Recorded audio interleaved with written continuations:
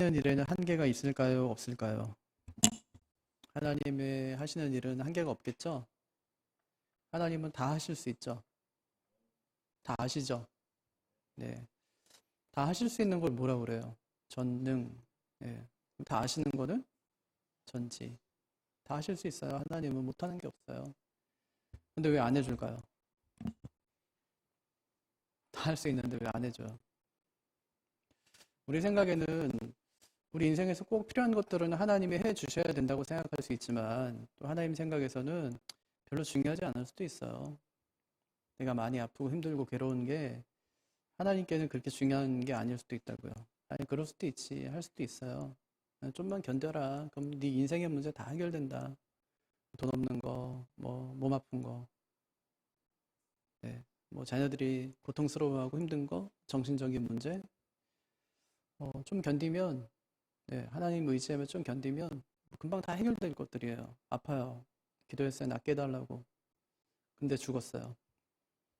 영원히 났어요. 그죠? 그러니까 하나님 보실 때는 어쩌면 우리 생각에는 인생에 참 문제들이 고단한 것 같고 어려운 것 같고 숙제처럼 보이지만 하나님께서 보실 때는 아무 숙제도 아니에요. 아무 문제도 아니고. 요즘 제가 보니까 그런 얘기 많이 하대요. 우리는 우리 아이들이 자라서 나중에 좋은 대학 가고 뭐 대학 졸업하고 그리고 좋은 직장에 취업하고 그래야지만 잘 살 줄로 알고 생각하는데 사실 잘 사는 분들 중에는 대학 안 나온 분들이 진짜 많아요. 네, 뭐 대학이 그렇게 뭐 인생을 사는데 되게 중요한 게 아니거든요. 목숨 걸 만한 건 아니라고요. 먹고 사는 데 있어서 더 잘 살 수 있어요. 오히려. 네. 근데 그거 마치 이제 우리 아이가 뭐 시도했는데 안 된 것 때문에 그럼 아이가 이제 거기서 딱 사회의 첫 발을 딱 디디면서 실패자로 시작하는 거잖아요. 엄마한테 아빠한테 인정받지 못하고 누구한테 내세울 수 없고 그러면 이제 실패자로 시작하는 거니까 어쩌면 우리 사회가 굉장히 좀 약간 불행하다. 아이들을 불행하게 좀 만든다 싶은 생각이 드는 거예요. 여러분 대학 갈 수도 있고 안 갈 수도 있어요. 그게 그 아이의 또 그 인생에 굉장히 불행이나 행복을 주는 것이 아니라고요. 그렇다고 뭐 대학 가는 게 나쁜 일이냐? 아이, 그렇진 않거든요. 대학 가는 게 뭐 나쁜 일이에요. 뭐 대학 갔어요. 전공을 선택해서 가다가 이게 진짜 나하고 좀 안 맞는 것 같아요. 다른 직업을 선택했어요. 아무 문제 없어요. 예, 아무 상관없어요. 뭐 그게 뭐 그렇다고 해서 그 인생이 실패한 인생도 아니고요. 잘못된 선택으로 4년을 허비한 것도 아니고요. 예, 인생이라는 거는 또 하나님 보실 때는 이럴 수도 있고 저럴 수도 있고. 그러니까 하나님 보실 때는 그냥 나를 경외하며 잘 살면 그것으로 된 것이지. 뭐 다른 게 뭐가 있어요. 우리 이 땅에 살면서 예수 잘 믿다가 나중에 하나님 나라 가는 거지. 뭐 이 땅에서 이룬들 그게 뭐 내 것도 아닌데 내가 뭐 가져갈 것도 아니고 아무것도 아닌데 마치 우리는 이 땅에서 영원히 살 것처럼 생각하기 때문에 그렇지 않다고 하면서도 영원히 살 것처럼 생각하기 때문에 뭔가 일어나야 되고 남겨놔야 되고 또 앞으로를 준비해야 되고 여러 생각들이 굉장히 복잡하게 많아요. 그런데 하나님은 참 단순하고요. 또 예수님께서 이 땅에 오셔서 보여준 삶도 굉장히 단순해요. 하나님 나라 위에 살아가는 거예요. 하나님 영광 위에 살아가는 거예요. 그렇게 살면 우리는 지금 다 죽음을 향해서 가고 있죠.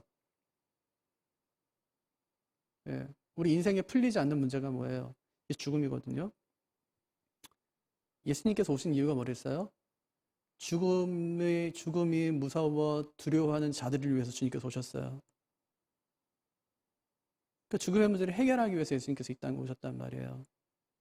죽음을 해결해 주셨나요? 네, 죽음을 해결해 주셨어요.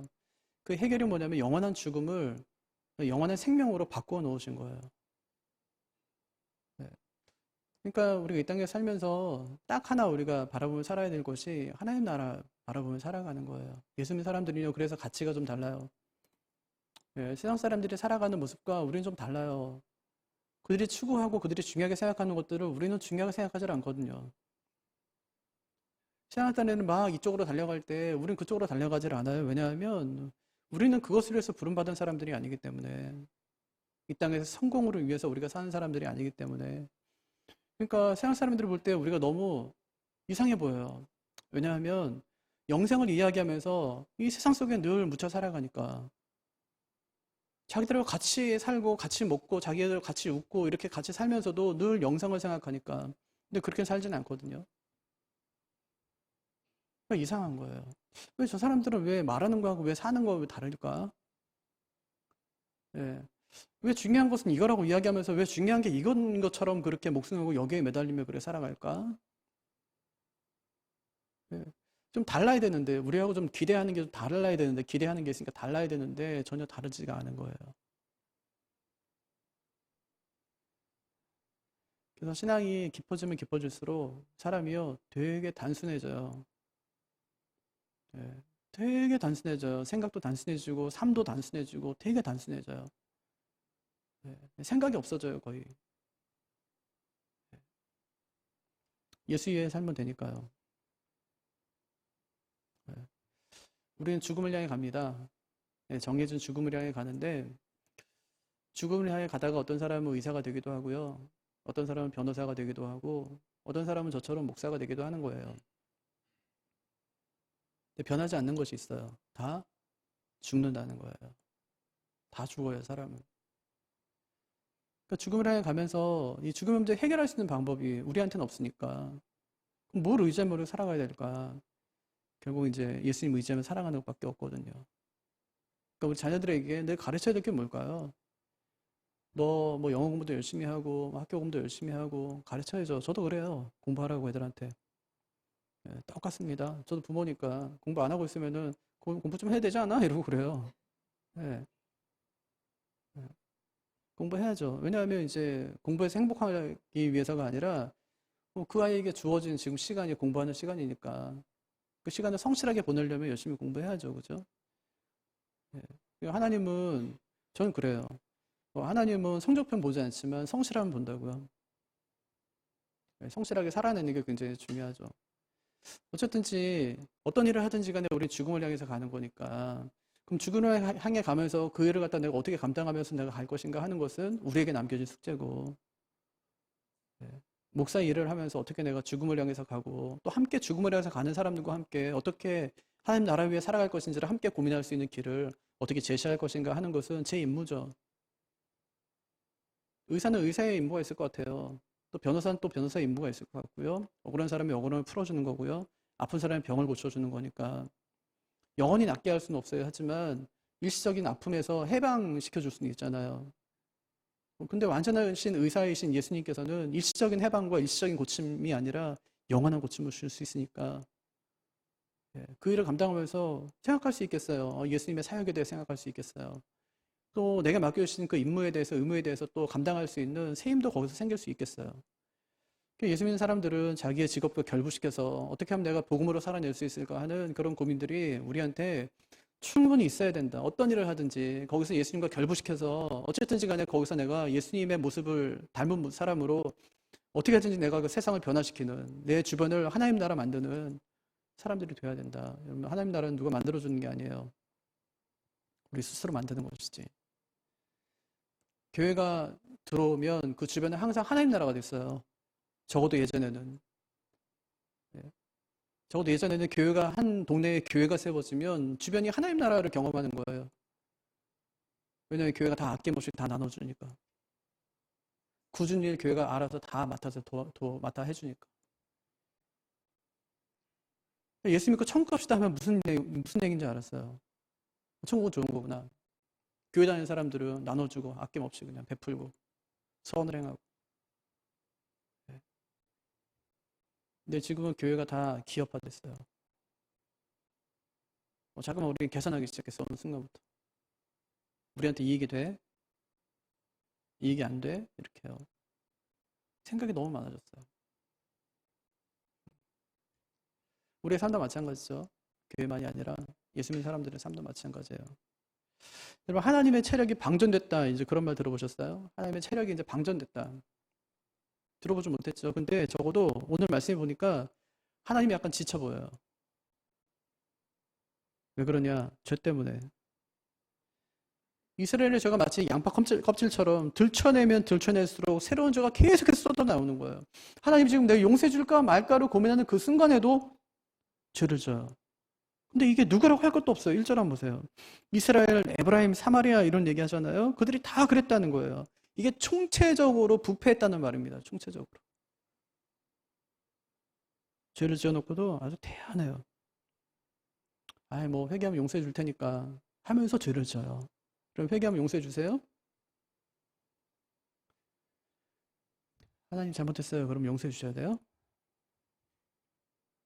왜요? 뭐 잘못했어? 그럼 엎드려 이러죠. 잘못했어요. 엎드려요. 아, 예전에 우리 잘할 때, 아, 아빠 정말 잘못했어요. 그러면, 그래요. 그럼 엎드려 이래요. 몇 대 맞을래? 그럼 그럼 세 대 맞는 거잖아요. 잘못했으니까, 내 입으로 잘못했다고 했으니까 맞아야죠. 하나님 잘못했어요. 그런데 하나님, 그럼 엎드려 이러면 어때요?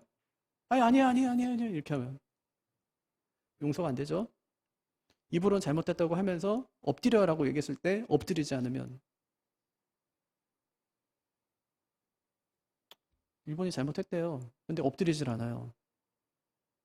배상을 안 한다고요. 그러니까 뭐가 안 돼요? 용서가 안 돼요. 입으로 사죄한대요. 그럼 엎드려 이랬어요. 그랬더니 그건 안 하겠대요. 그럼 용서가 안 되죠. 하나님께서 회개하래요. 그럼 용서해 주겠대요. 말도 안 되는 얘기 하는 거예요. 하나님이 지금. 네? 너희가 너희 죄를 고백하면 하나님께서는 미쁘시고 의로우사 너희 죄를 사하시고 모든 불의에서 깨끗하게 해주신대요. 이건 말이 안 되는 얘기거든요. 어떻게 잘못됐다고 했는데 어떻게 용서해 줍니까? 이번에도 또 우리 학교 선생님이 또 한 분이 돌아가셨어요. 엄청 시달리다가 학부모한테. 우리 어릴 때는 선생님한테 엄청 시달렸는데 요즘에는 선생님들이 학부모한테 엄청 시달리는 거예요. 우리 진짜 어릴 때는 선생님한테 엄청 시달렸죠, 그죠? 맨날 얻어맞고 막, 뺨도 맞고 막, 예? 쓰레빠로 막 때리고 막, 우리 남자들은 막 쓰레빠로 막 때렸어요. 쓰레빠 벗어가지고 막 따귀를 때려요. 막 맞고 막 이랬어요. 인격이고 뭐가 없어요. 예? 선생님들은 막 마포걸레 막 팍 밟아가지고 뽀개진 거 가지고 애들 때리고 막 그랬잖아요. 저 때만 그랬나요? 아, 진짜 너무 안타깝잖아요. 근데 만약에 그렇게 선생님한테 모질게 했던 사람이 장례식장에 찾아와서 그 남편한테 아내에게 또 자녀들에게 그러는 거예요. 네, 미안하다고. 그럼 용서해줘야 돼요? 아, 미안하다고 했으니 됐어요. 이렇게요? 여러분 용서가 되세요, 그게? 아니, 우리 아이가 만약에 학폭 때문에 엄청 시달리다가 죽었어요. 자살하고. 근데 학폭 저지른 아이가 찾아와서 어머니 제가 너무 죄송해요 그랬어요. 미안하다고 했으니까 됐어. 아니, 그럴 수 있냐고요. 얼굴 보이면 어떻게 될까요? 걔가 만약에 장례식장에 찾아오면 아빠가 어떻게 할까요? 거의 죽일 것 같은데. 예? 너도 한번 당해보라고? 예전에 학폭당했던 애들이 뭐 심부름센터 이런 데다가 뭐 마치 삼촌인 것처럼 해서 문신 많은 아저씨들 데려다가 학교 앞에서 학폭했던 애들 막 이렇게 다시 저기 해가 불러가지고 내가 얘 삼촌인데 어쩌고저쩌고 하면서 겁주고 왜 그렇게 하겠어요 부모들이? 잘못했다고 안 했기 때문이에요? 근데 왜 하나님께서 용서하신다고 그러죠? 하나님이 미쁘시고 의로우사 신실하시고 의롭기 때문에 라고 하세요. 그 신실함은 어디서 나오는 거냐고요? 그냥 다 수용해주고 받아주는 거예요? 아니요, 오늘 말씀해 보니까 하나님이 지금 지쳐있는 것 같이 보인다니까요? 처벌하지 않겠다는 게 아니에요. 처벌했다는 거예요. 근데 그 처벌을 예수님이 대신 받았다는 거예요. 그러니까 너희는 회개해도 된다고 말씀하세요.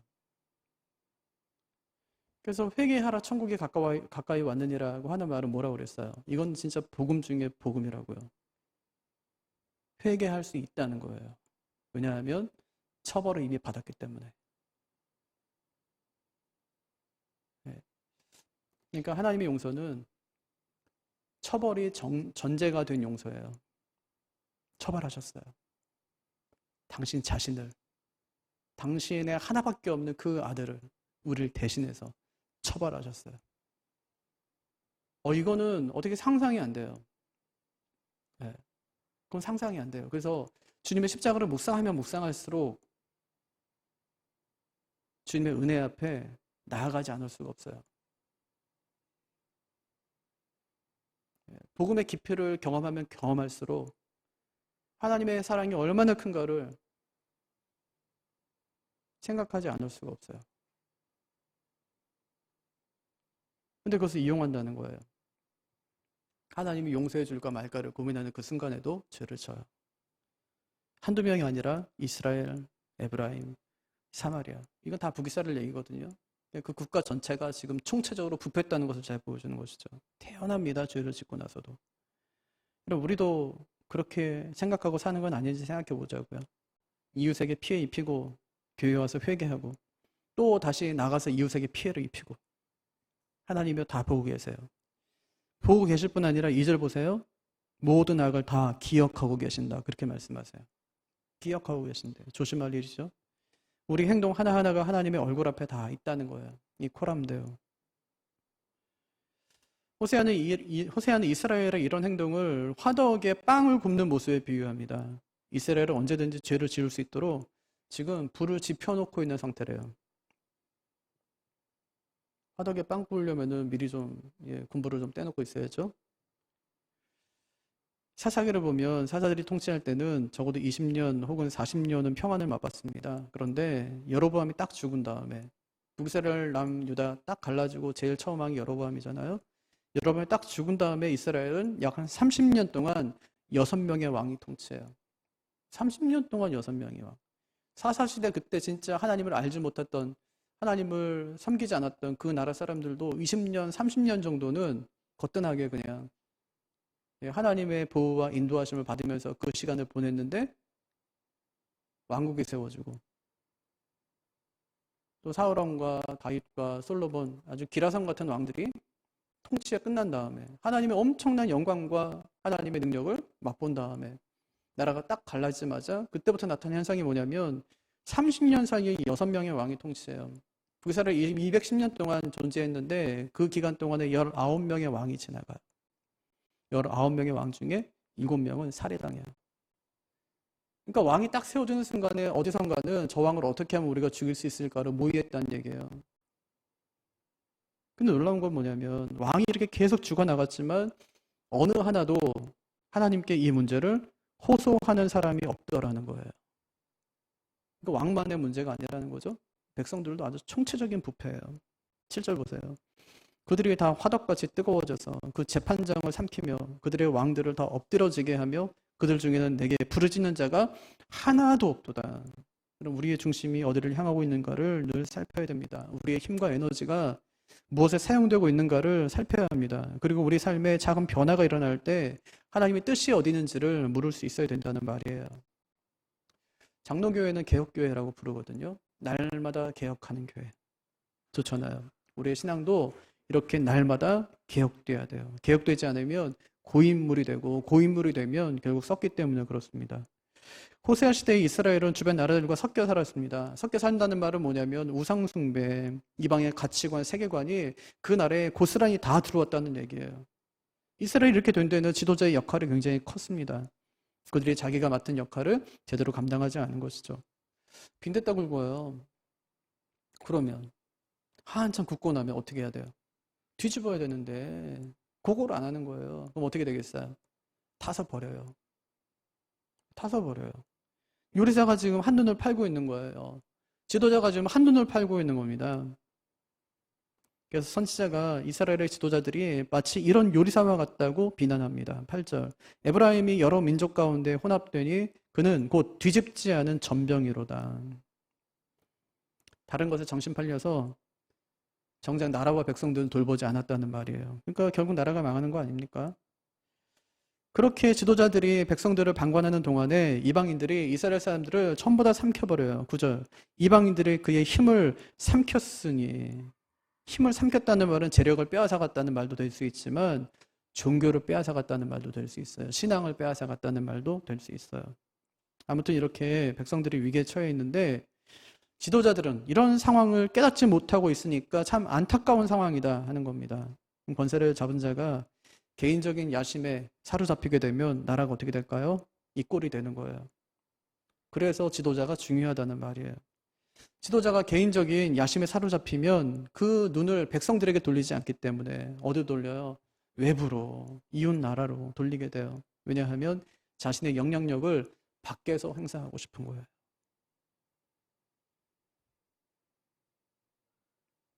11절.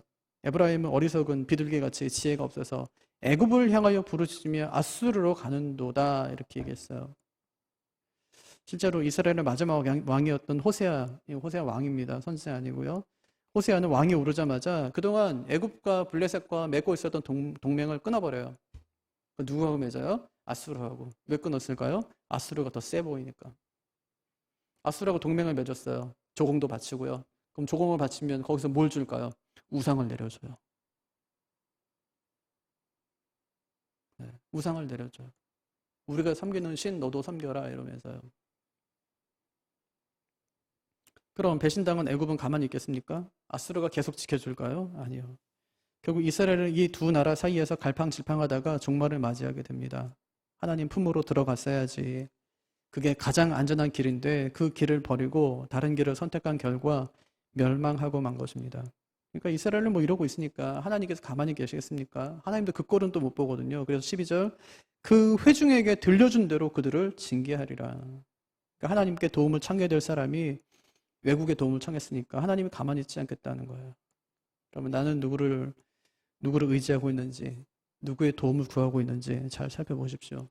하나님을 안중에 두고 살아가는 거예요. 어떤 사람들은 예수 믿으면서도 하나님은 안중이 없어요. 근데 길게 보면 그게 최고의 답이에요. 그래서 에브라임의 배반은 한마디로 배은망덕입니다.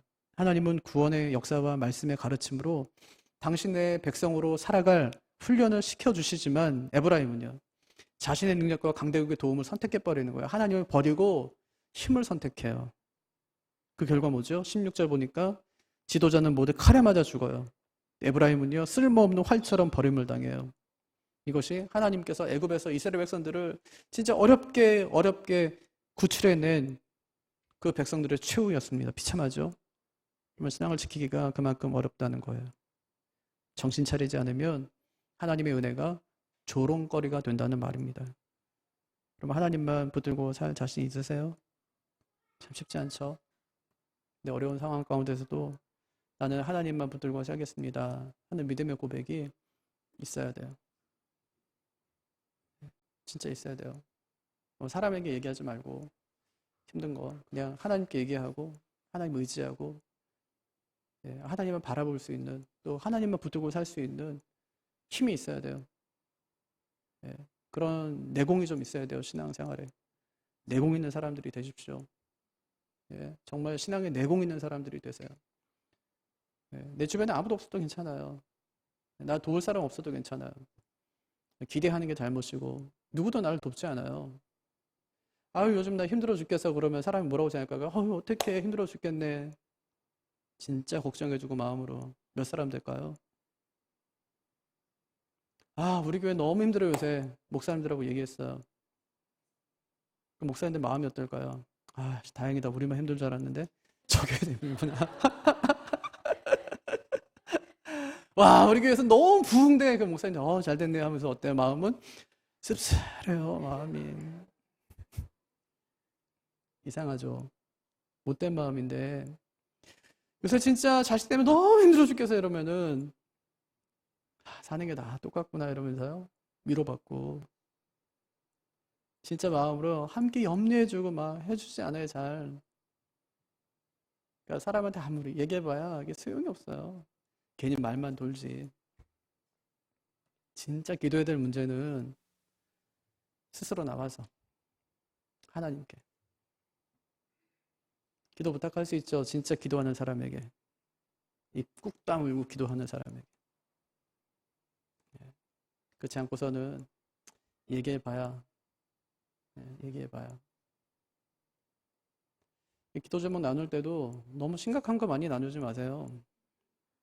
막 비밀스러운 거 이런 거 있잖아요. 그걸 왜 나눠요? 비밀스러운 걸. 자기 부부끼리 있는 얘기를 부부끼리 기도하면 되지. 그러니까 모임에서는 그냥 가벼운 것들 있잖아요. 그런 것들 나누세요. 어떤 사람이 듣고 이게 놀랄 정도로 막 그런 막 나눠가지고 부담스러워서 뭐 이걸 누구한테 얘기할 수도 없고 이걸 기도하려니까 그 기도 입도 잘 안 떨어지는데. 예. 뭐 저한테는 해도 괜찮아요.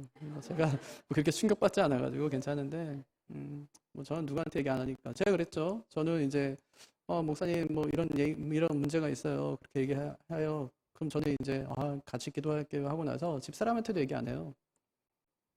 근데 뭐 사모님한테도 같이 뭐 이야기해서 같이 기도해 주세요 하면 제가 얘기하죠.